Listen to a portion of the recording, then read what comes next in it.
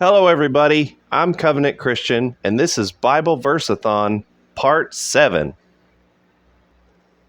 Okay, so we're starting with Proverbs 23, verses 29 to 35 at the Amplified, and this is all against alcohol. Okay? Who has woe? Who has sorrow? Who has strife? Who has complaining? Who has wounds without cause? Whose eyes are red and dim? Those who linger long over wine. Those who go to taste mixed wine. Do not look at wine when it is red, when it sparkles in the glass, when it goes down smoothly. At the last it bites like a serpent and stings like a viper. Your drunken eyes will see strange things, and your mind will utter perverse things, untrue things, twisted things. And you will be as unsteady as one who lies down in the middle of the sea, and as vulnerable to disaster as one who lies down on the top of a ship's mast, saying, "They struck me, but I was not hurt. They beat me, but I did not feel it. When will I wake up? I will seek more wine." Okay? Doesn't paint a very pretty picture of drinking alcohol. And like we already talked about, I think near the end of part 6, there is no level of alcohol you can have where it doesn't have an effect on the tissues in your body. Okay? And even one drop gets you, like as if it were a line, and over here is 100% sober, over here is total drunk. Even one drop moves you just a little bit closer to that side. And the Bible says, be sober, be sober, be sober. Okay? Now, let's prove that wine is a catch-all term. When you have here, do not look at wine when it is red. Now, if it wasn't a catch-all term, it could just say, don't look at wine. All wine. Right? But it's a catch-all term because it includes grape juice, because it's giving a description of the non-grape juice kind. Now, I am not a drinker of alcohol, so I actually don't know a lot about alcoholic things because you're not supposed to. But when it is red, I believe it changes colors during the fermentation process. But when it sparkles in the glass, okay, you've got the bubbles. That's giving it the sparkling in the glass. You've got the bubbles. When it goes down smoothly, now there may be some out there who obviously know more about alcohol than I do, and shame on you for doing so. But they'll say, this matches up with this wine, this matches up with this wine, this matches up with that. Look at the description. It's giving you a description of people having had alcohol. All the gross things they'll do. They'll say perverse things, untrue, twisted things. Now, if alcohol was okay with God, why would he give you something that would make you less coherent, liable to say twisted, perverse things? Something that's going to get you closer to doing that. And also notice, remember I said there's no gray area with God. So you say, oh, I'm not getting drunk. I'm just drinking socially or whatever. Where's the line? Everything God has told you to do is black and white and absolute. They have a clear line drawn in the sand. Here, with drinking, and the people that will argue, well, I'm not drunk, because again, on the list in the New Testament, there's a list of types of people, types of sinners that don't get into heaven. Drunkard is on that list. They'll say they're not drunk, but where's the line? Scripture doesn't give you one other than don't drink it at all. It says don't even look at it. Is it red? Is it a different color than grape juice? That's what you take away here. Does it sparkle in the glass? It's got those bubbles. Pretty sure, I know champagne does. When it goes down smoothly, grape juice is included in the word wine, but it's a catch-all term for both the regular grape juice and the alcoholic version. This is talking about the alcoholic version. And where's the line? Like I said before, where's the line? How much can you have before you're drunk? You can't have any. Don't even look at it. Right? So you have here, let's recap. Let's draw this into a big picture. Guy drinks alcohol, does bad things, right? He can't even stand up straight, as if he'd lie down in the middle of the sea. He's being tossed and turned. You can't even walk straight. Bad stuff coming out of your mouth, twisted things. They struck me, but I was not hurt. Was he even supposed to look at it? No. That's the line. This passage right here shuts down any of the conversations of, well, I can have alcohol just a little bit. You're not even supposed to look at it. You can't even look at the stuff, okay? All right, moving on. Okay, before we dive into the next verse, I want to say it's a good reason for you to watch Bible Verse-A-Thon a minimum of twice, because of the fact that I'm referencing other verses that we haven't covered yet. And so once you hear the whole Verse-A-Thon, go back, listen to it again. A lot of it will become so much more clearly that now that you have the whole big picture of everything, and you're not learning stuff for the first time, it'll make a lot more sense. It'll just fall into place. It's like, man, I can't believe I missed that the whole time. It's so clear now. You'll get that effect on the second viewing. Okay, next we have Ecclesiastes chapter 3, verse 8. The expanded, there is a time to love and a time to hate. Let's recap that. There is a time to hate. There's a time for war and a time for peace. Everybody knows about the love and the peace. Let's talk about the war and the hate. The Bible says there is a time for it. To all those universalists, those John 3:16ers, love everybody, then what is Ecclesiastes 3:8 doing in the Bible? Because the Bible is not the universalist lies that you've been told. There is a time to love and a time to hate. Okay, guys? And who are we hating? Those that hate God. Those that will not obey his word. And the non-Israelites. These other demon beast races. Okay? When you see this a second time, it's just going to really click in, and you're going to be so on board if you're elect, of course. If you're not God's sheep, you won't even hear his voice to begin with. And I doubt you've even made it this far into Verse-A-Thon. But if you're here, I'm assuming you hear God's voice when he speaks. Okay, next we have a big one. It's Ecclesiastes chapter 5, verses 10 to 13 and 15 to 16 out of the expanded. This is an anti-money passage. Let's begin. Whoever loves money will never have enough money. Whoever loves wealth will not be satisfied with it. This is also useless. Okay, I'm going to break it down as we go because it is a long one. What is useless? Loving money. Those who have money, whoever loves wealth, will not be satisfied with it. So you tell me, how much money can you have, right? How much money is God cool with you having? Has he blessed you with $1 million? Oh, I prayed I would win the lottery. Well, right here, you'll not be satisfied with it. You'll never have enough. It's useless. I told you God hates money, and for those out there that think it's cool, you've not read your Bible. This is just one of many Bible verses that tell you God hates money, okay? Remember the last one, I think it's part 4 or 5, God instructed them, don't take the gold or silver of these people you're conquering and sending to extinction. You'll be trapped by it. God despises it. Yeah, that was money, and he hates it. Here it is also. It's useless. Let's keep going. The more wealth, prosperity, remember when God said reject their prosperity? Right here for you. The more wealth and prosperity people have, the more friends they have to consume it. So what do people really gain?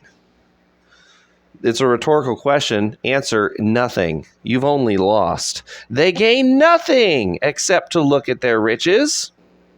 Those who work hard sleep in peace. Those who work hard without money, right? God gave you land. He provided animals and the ability to grow food on your land. You didn't need money. You're not supposed to be a servant of any man. Where does money come into play?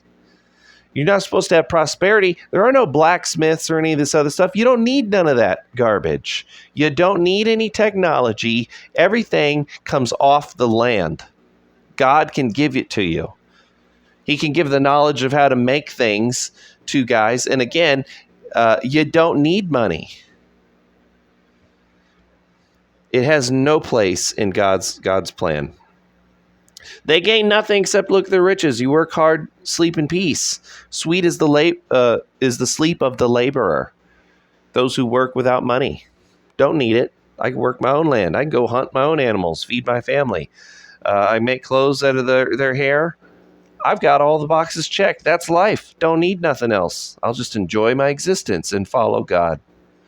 See, that's the way it's supposed to be. It's very simple. Don't let people make it more complicated. It is not important if they eat little or much. See, they're just content with what the Lord has given them. But rich people worry about their wealth and cannot sleep. Literally, the abundance of the wealthy does not let them sleep. There is a sickening evil I have seen on earth under the sun. Money saved is a curse to its owners. So if you have a dollar in the bank even, are you saving it? Yeah, you are. So how much are you supposed to have? 0, because money saved is a curse to its owners. God hates money, guys.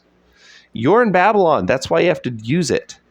That's also why you pay taxes, because that money doesn't even belong to you. Look at it. It's got the all-seeing eye, a bunch of occult symbols all over it.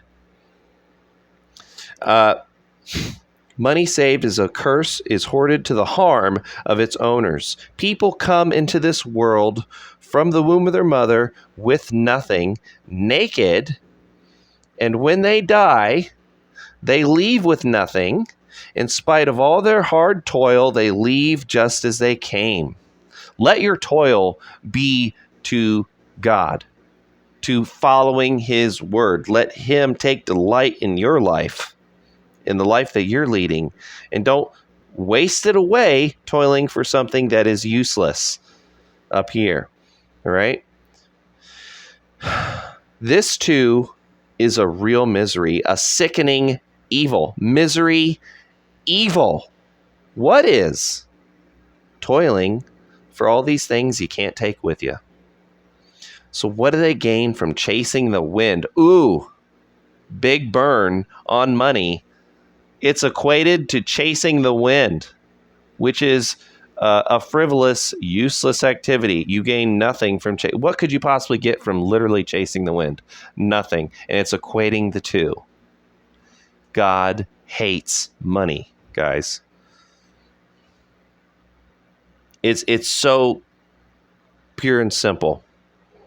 I'll read it one more time just to recap the whole thing. Whoever loves money will never have enough money. Whoever loves wealth will not be satisfied with it. This is also useless. The more wealth, prosperity people have, the more friends they have to consume it. So what do people really gain? They gain nothing except to look at their riches. Those who work hard sleep in peace. It is not important if they eat little or much, but rich people worry about their wealth and cannot sleep.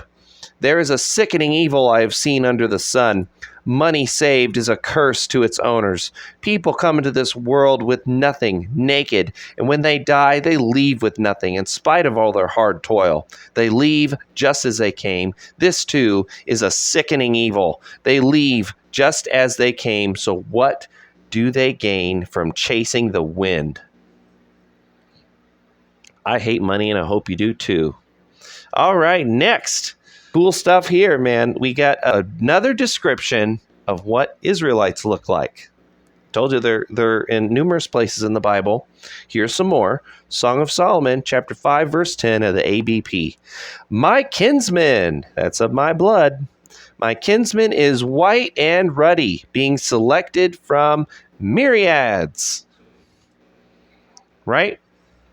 These are Israelites being talked of in Song of Solomon. Solomon was David's son. He was king. And his kinsmen. So we know Solomon's of the stock of Israel. His kinsmen, that's his blood, his family, white and ruddy. Oh, but white people aren't in the Bible. I saw some filthy lady on YouTube saying that. How disgusting. You don't know the Bible. Let's look at more. Song of Solomon 5:14-15 out of the Geneva. His hands, this is like talking about Solomon, his hands as rings of gold set with the chrysolite. His belly like white ivory covered with sapphires. Now, what color is ivory? It's always white. And sapphire, if you go and look at, what was it? The Book of Joel and Jacob's Trouble video, part 1, in the very first part, the foundational knowledge section, I prove and go over sapphire and how the true color of sapphire is white, like a diamond.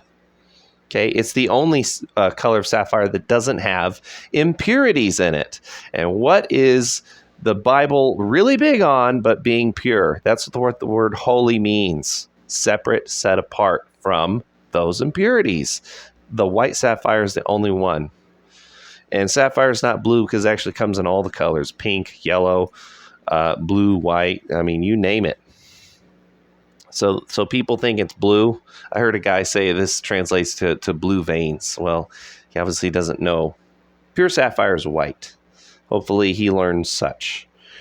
So you're white and ruddy, your white belly, your ivory, your sapphires, which are white. His legs are as pillars of marble. What color is marble? Is white. Set upon sockets of fine gold. His countenance as Lebanon.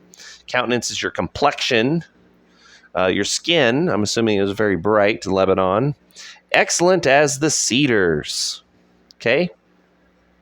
Song of Solomon 7:4 out of the Amplified. Your neck is like a tower of ivory. Again, what color is ivory? Your eyes, the sparkling pools of Heshbon by the gate of Bath Rabbim. And what color is water? It's blue. Blue eyes. Only one race on earth can have colored eyes that aren't brown. All the other colors other than brown, they belong to us, the white Israelites. Your nose is like the tower, also the hair colors too. Your nose is like the tower of Lebanon, which looks toward Damascus. Okay, so she's describing her lover, how beautiful he is, and she has a description of colors. He's white with blue eyes. Song of Solomon, chapter 8, verses 1-2, out of the ERV. We have, remember when I told you there's a co-witness for spousal breastfeeding? It's stupid to kind of have to use the same word that you do with a baby because it's for an entirely different purpose. And remember, women weren't created for children. They were created for man. And also the way women have children, don't know if you remember, but it's as it exists now, is a curse that was given to Eve and all of womankind for her atrocities. And I forgot to bring up that when we were going over in VERSE-A-THON in Genesis 3, the two seed line doctrine, more proof for that was look at Eve's for what she did with Satan. Look at Eve's curse. She had two punishments. She was given painful childbirth and menstruation. Okay. Where in the body are those located? It is a clue as to what she did, right? If she ate an apple, a literal apple, her curse would have been in the tongue, on her lips, in her throat. Something to do with that action. But where are they instead? They're in her genitals. Because what did she actually do? How are there two seed lines? It's impossible for that passage in Genesis 3 to be talking to Adam because Adam made Seth, right? And all the sons were the seed of Eve, right? Your seed and her seed. So Adam hadn't known Eve yet, so there was no Adam's seed yet. So you have Cain, not Adam's son. Because in the past tense in Genesis, we saw, we already learned from part 1, she'd already had Cain by the time Adam first knew her. She already had conceived and born Cain. Okay, look at her curses. Where were they? It's another clue of the obvious. All right, so let's dive in here. Song of Solomon 8, 1-2 out of the ERV. If you were a baby, she's talking to her lover, by the way, in case, remember, this is a book of romance. If you were a baby, like my little brother, nursing at his mother's breasts, and if I found you outside, I could kiss you, and no one would say it was wrong. I would lead you into my mother's house, to the room of she who taught me. I would give you spiced wine squeezed from my pomegranate. Some have it as pomegranates. Now, do you get spiced wine from pomegranates? No, you don't. Okay, and also, what is she talking about right here? If you were a baby like my little brother, nursing at his mother's breasts, and if I found you outside, I could kiss you, and no one would say it was wrong. Put this together with this. What is she wanting to do here that she needs to do in private, right? I would lead you to my mother's house. It's obviously some kind of intimate action. Okay, it's an intimate act. Then we have, to the room of she who taught me, I would give you spiced wine squeezed from my pomegranate. Okay, so you've got a room, you've got him and her in it, right? What about her is a fluid? What does she produce? Not to be crude again, but it must be said for those who really need it to be driven home, it's breast milk. It's the only fluid. Okay, squeeze spiced wine squeezed from my pomegranate. Spiced wine, you're tasting it, right? Can you taste it with any other part of your body but your tongue? No. Something you're putting in your mouth. It has a taste. We're highlighting taste, so it has to go in the mouth. We're highlighting it's a fluid squeezed from my pomegranate, right? It's just her and him in this room. Now, if it were literal spiced wine of some sort, or even just pomegranate juice, would she need to go into her mother's house, into a private room for privacy? Would she need to do that? No. Put it all together. You have privacy. You have something that needs to be tasted. You have a liquid that is produced from the woman. It's her pomegranate, my pomegranate. Then we have, before that, she was saying, if you were a baby like my little brother nursing at his mother's breasts, and I found you outside, I could kiss you. So she's saying the only difference is you're not a baby, but you're going to be doing the same thing right over here. Nursing at his mother's breasts, I found you outside. Now she's talking about you being a baby of the age who would nurse at his mother's breast. If you were a baby like my little brother, and if I found you outside, I could kiss you, and no one would say it was wrong. So now, because I can't do that in public, let's go do those same things in private. Okay, I said it was a co-witness to Proverbs 5, 15-20. Let her breast satisfy thee at all times. I'm not trying to be crude, but if you're going to live life as God intended, know that he intended good things for you as well. And if you're leaving it out of your marriage, you're leaving something on the table. You're not fully engaging in the strong bonds, in the methods to form a strong bond that God created for a husband and a wife. Don't leave it on the table, okay? I'm not trying to be crude here. I'm saying there's a deeper relationship God intended that you're just not exercising. All right, let's move on. Okay, next we have Isaiah chapter 1, verses 2-4, the Amplified. Hear, O heavens, and listen, O earth, for the Lord has spoken. I have reared and brought up sons, but they have rebelled against me and have broken away. The ox instinctively knows its owner, and the donkey its master's feeding trough. But Israel does not know me as Lord. My people do not understand. Ah, sinful nation, a people loaded down with wickedness, with sin, with injustice, with wrongdoing, offspring of evildoers, sons who behave corruptly. They have abandoned, rejected the Lord. They have despised the Holy One of Israel, provoking him to anger. They have turned away from him. Okay, what we're highlighting now is Israel doesn't know God, and Israel doesn't even know who it is anymore. White people don't know they're the Israelites of the Bible. Okay, this is one of the Bible verses that is said to be prophetic of when we would finally forget who we were, which has happened. White people don't even know that they're the Israelites of the Bible. They don't know. You tell them and it's like shocking. Like, what? It's easy to prove. Super easy to prove. With biblical and extra biblical sources. Both. Pontius Pilate's letter. I mean, watch the foundational knowledge section of the book of Joel and Jacob's Trouble. There's a lot of it there. Right? Okay, so let's break it down.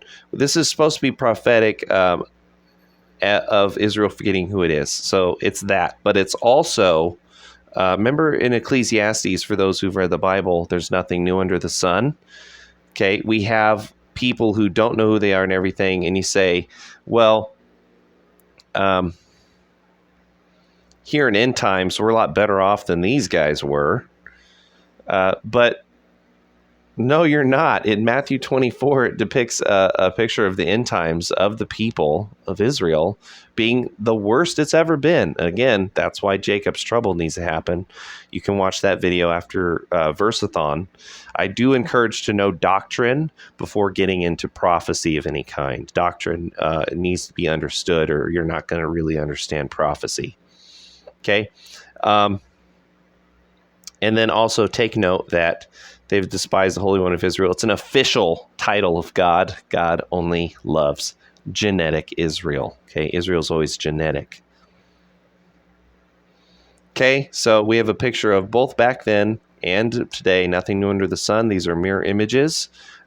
Israel doesn't know who they are anymore. They don't know God. They've rejected God. They've abandoned the Lord. Israel does not know me. Okay. Okay, in the last recap, hear, O heavens, and listen, O earth, for the Lord has spoken. I have reared and brought up sons, but they have rebelled against me and have broken away. The ox knows its owner, and the donkey its master's feeding trough, but Israel does not know me as Lord.